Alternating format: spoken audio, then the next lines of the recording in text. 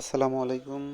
আসলে আজকে আমার অফিস ছুটি ছিল, কিন্তু কয়েকদিন ধরেই প্ল্যান করতেছিলাম। আসলে ৩-৪ দিন আগে আমি একটা জমিতে ধান দেখতে গেছিলাম, কিন্তু যাওয়ার পরে দেখে মনটা খারাপ হয়ে গেল। কারণ ধান এত সুন্দর আছে বা এত ভালো আছে যেটা বলার মতো না।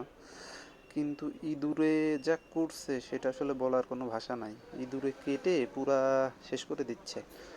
এখন ইঁদুরের উৎপাত থেকে কিভাবে কি করা যায়, পরে অনেকের কাছ থেকে অনেক পরামর্শ নিলাম, কিন্তু ইঁদুর থেকে রক্ষার কোনো উপায় নাই। তারপরেও বাজার থেকে ওষুধের দোকান থেকে যে কি বিষ আর কি, বিষ জাতীয় একটা খাবার দিয়ে মাখানো গম, এইটা আসলে নিয়ে আসছি। এখন দিয়ে দিব মূলত ধানের বিভিন্ন জায়গায় আর কি, ৬-৭টা কৌটাতে ওই নারকেলের যে খোল আছে ওইটার মধ্যে করে ৬ জায়গায় দিয়ে দিব। যেই যে জায়গায় কাটছে ওই জায়গায় দিয়ে দিব। এখন দেখা যাক এতে কোনো ফলাফল আসে কিনা।